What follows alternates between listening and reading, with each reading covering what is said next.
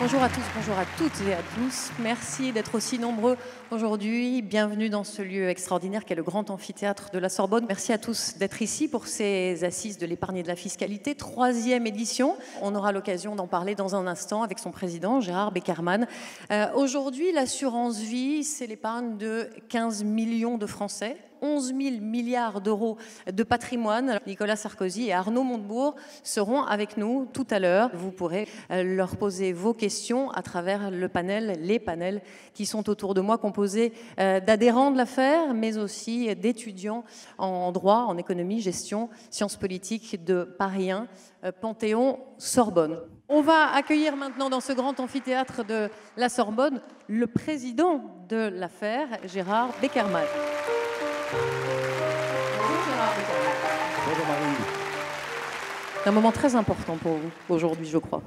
Je suis ému parce que quand on est responsable et président d'une association de 730 000 adhérents, représentant 2 millions de bénéficiaires, donc merci d'être venus si nombreux. Je vous propose qu'on s'installe, Gérard Beckerman, parce que j'ai quand même, au nom de celles et ceux qui sont dans la salle, quelques questions à vous poser. Pourquoi ces assises aujourd'hui? Pourquoi est-ce un moment très important pour vous et les 730 000 adhérents de l'association? L'assurance vie, c'est un trésor. C'est un bien public. C'est une épargne particulière. L'épargne doit être respectée. Ce n'est même pas une question d'argent, c'est une question d'éthique. Parce que modifier les règles d'un contrat en cours de route, c'est indigne. C'est une intrusion de la puissance publique dans des contrats de droit privé. Plafonner les taux en assurance vie, c'est une misère. Restreindre la possibilité de procéder à des rachats pour faire face aux aléas de la vie, c'est une double peine. En épargne, on n'a pas besoin de peine. C'est nous qui avons peiné pour travailler et mettre un peu de côté. Respectons cet effort. Alors nous allons accueillir maintenant Gérard Beckerman, un ancien ministre. Il avait le portefeuille de l'économie, du redressement productif et du numérique dans les gouvernements de Jean-Marc Ayrault et quelque temps Manuel Valls.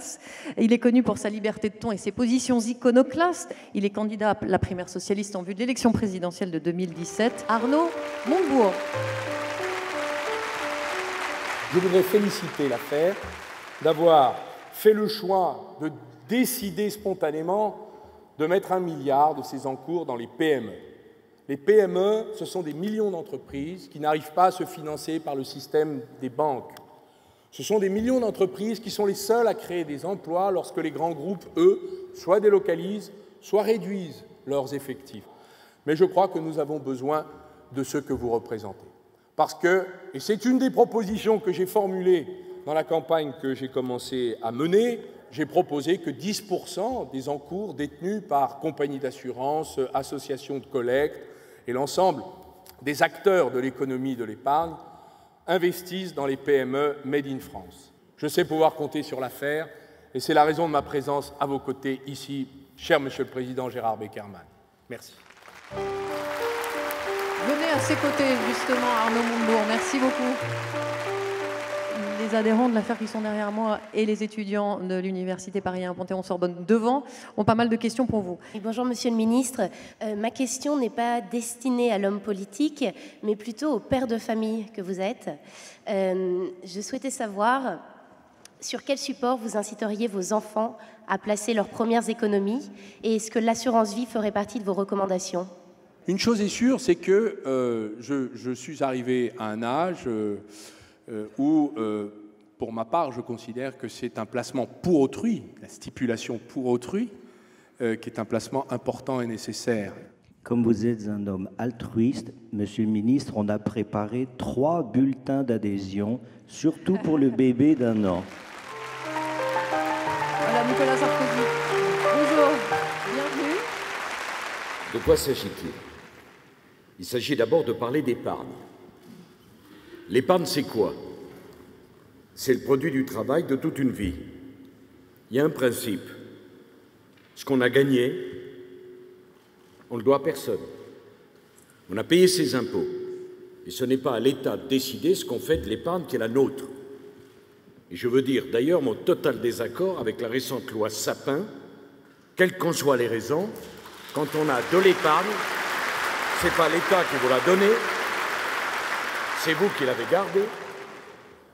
Après tout, si on veut encourager l'épargne, la meilleure façon de l'encourager, c'est d'avoir une fiscalité qui n'est pas confiscatoire. Le contrat qui a été signé par l'État doit, quelle que soit la majorité en place, être respecté. Je vous remercie. Maintenant, je vais essayer pendant 7 minutes de répondre aux questions.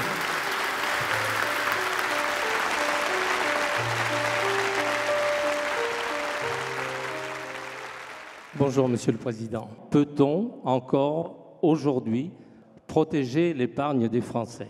Il me semble que la solution pour les épargnants, c'est de leur permettre la diversification des placements, la stabilité de la fiscalité et faire sortir la France de cette atmosphère invraisemblable d'égalitarisme, de nivellement, de jalousie, de dénonciation permanente de la propriété, du travail ou de la rémunération de celui qui veut travailler en plus, gagner davantage.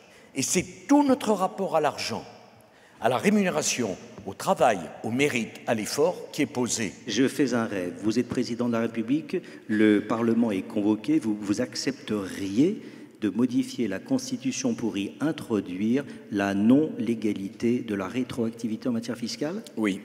Merveilleux. Merci beaucoup. Merci beaucoup, Nicolas Sarkozy. Merci. Merci à toutes et à tous. Le mot de la fin, Gérard Beckermann. Il y a quand même des concepts très forts que vous avez utilisés, la confiance, le respect, la dignité. Parce qu'au fond, essayons de prendre un peu de recul. On parle trop argent. Et je vous le dis, Monsieur le Président, et vous avez 1000 fois raison, et je suis d'accord avec vous.